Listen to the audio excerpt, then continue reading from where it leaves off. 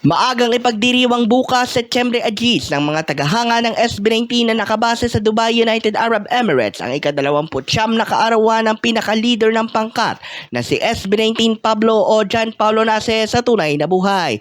Sa opisyal na impormasyon na ating nakuha galing sa Arabian Wolf UAE na isa sa mga pinakamalalaking fan bases ng Tubong Imus Cavite na chief songwriter at main arranger ng mga kanta ng SB19, gaganapin ang naturang birthday celebration alas 4 ng hapon hanggang alas 7 ng gabi sa Coco's Restaurant Burjuman ng downtown Dubai.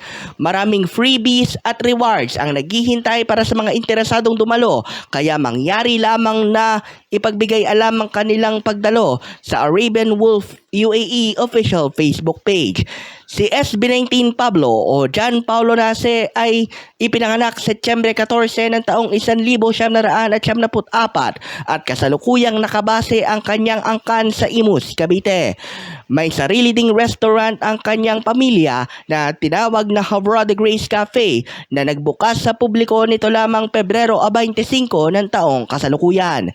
Si Pablo rin ang umawit ng kanyang solo single na may titulong Laluna na unang inilunsad sa pamamagitan ng YouTube at iba pang mga musical platforms noong Enero 28 ng nagdaang taon. Para sa Mabuhay Radio News na walang takot at walang pinapaboran, ito po ang inyong senbat sa Patrol number 2, Stephen Sarras Perez.